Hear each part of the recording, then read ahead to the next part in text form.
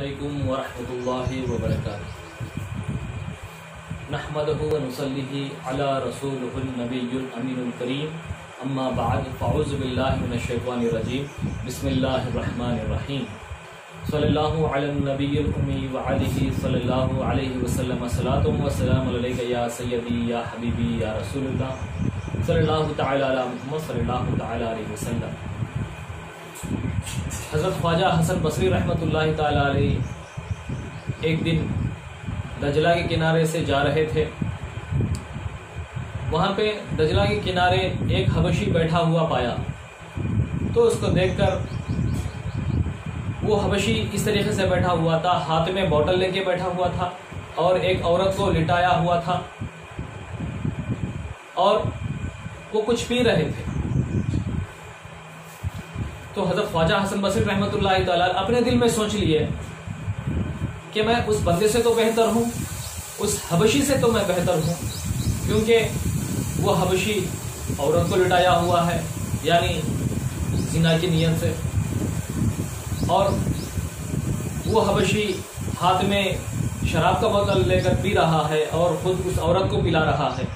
اس طریقے سے بدگمانی کریے، اس طریقے سے سوچ کر جو ہے میں اس سے تو میں بہتر ہوں نا، اس طریقے سے سوچ لی۔ سوچنے کے بعد اب دجلہ کے کنارے سے جو ہے نا ایک سمندر میں کشتی آ رہی تھی، اس میں 10 آدمی سوار بھی تھے۔ تو دیکھتے دیکھتے وہ کشتی ڈوب رہی ہے، تو اس منظر کو حضرت خواجہ حسن بصری بھی دیکھ رہے ہیں اور وہ حبشی بھی دیکھ رہا ہے۔ جیسے کشتی ڈوب گئی، ڈوب جانے کے بعد اس میں جو آدمی تھے وہ بھی ڈوب گئے، تو یہ منظر دیکھ کر وہ حبشی جھپٹ کر اٹھا اور سمندر میں دریا میں کود پڑ کے جو ہے 1 2 3 ایسے 9 آدمی کو وہ بچایا۔ تو وہ حبشی حضرت خواجہ حسن بصری کو بولا، اے اچھے بندے، اے اپنے آپ کو اچھا سمجھنے والے بندے، میں 9 آدمی کو میں بچا لیا ہوں، تو ایک کو بھی نہیں بچا سکتا؟ اس طریقے سے حضرت خواجہ حسن بصری کو مخاطب کر کے فرمانے کے بعد حضرت خواجہ حسن بصری یہ سوچ پر پڑ گئے۔ اس کے بعد جو ہے وہ حبشی لوگوں کو بچانے کے بعد کنارے پر آیا۔ کنارے پر آنے کے بعد جو ہے، اے مسلمانوں کے امام، بدگمانی اچھی نہیں ہے، جو وہاں پہ عورت لیٹی ہوئی ہے وہ میری ماں ہے، جو ہاتھ میں جو بوتل تھا وہ شراب کا نہیں، پینے کا پانی کا تھا۔ تو اللہ تعالیٰ نے امتحان لینے کے لیے مجھے بھجوایا ہے۔ تو اس واقعے کو دیکھ کر جو حضرت خواجہ حسن بصری شرمندہ ہو گئے، نادم ہو گئے اور اس حبشی کے قدموں میں گر کر جو ہے معافی طلب کی۔ تو دیکھیے اس واقعے سے ہم کو پتہ چلتا ہے کہ میں پر حضرت خواجہ حسن بصری رحمۃ اللہ تعالیٰ اس واقعے کے بعد سے کبھی بھی جو ہے نا میں کچھ ہوں ہرگز نہیں سمجھے، اور دنیا کو بھی تعلیم دیے، اپنے مریدوں کو بھی تعلیم دیے، میں پن کو جو نا دور کر دے رہا ہے۔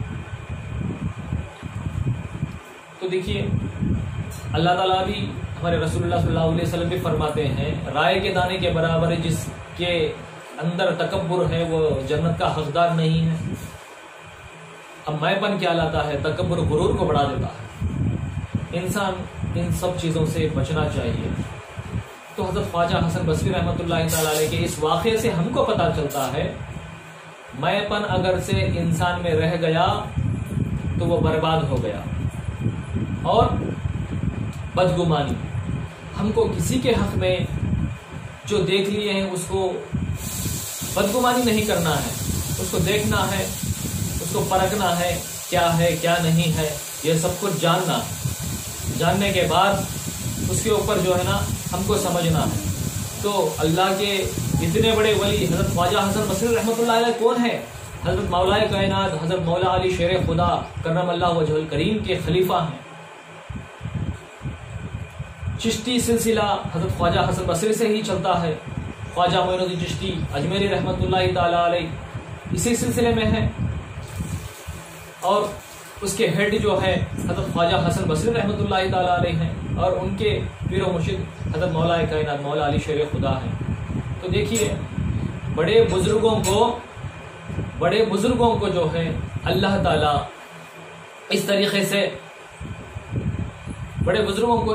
سے اللہ تعالیٰ ایسے واقعات عطا فرما کر ہم جیسے لوگوں کو سبق عطا فرما رہا ہے، ہم جیسے مریدوں کو، ہم جیسے گناہ گاروں کو، خطا کاروں کو اللہ تعالیٰ بہت بڑا سبق عطا فرما رہا ہے اپنے بڑے بزرگوں کے ذریعے سے، کیونکہ ہم لوگ سمجھیں، ہم لوگ بدگمانی سے بچیں، ہم لوگ تکبر غرور سے بچیں، ہم شراب خوری سے بچیں، زنا خوری سے بچیں، گناہوں سے بچیں۔ اس لیے اللہ تعالیٰ بزرگوں کے ذریعے سے اس واقعات کو پیدا فرمایا، ان کا امتحان لیا، اور ہم کو امتحانوں میں سے مبتلا ہونے سے پہلے ہم کو اللہ تعالیٰ نے بچا لیا۔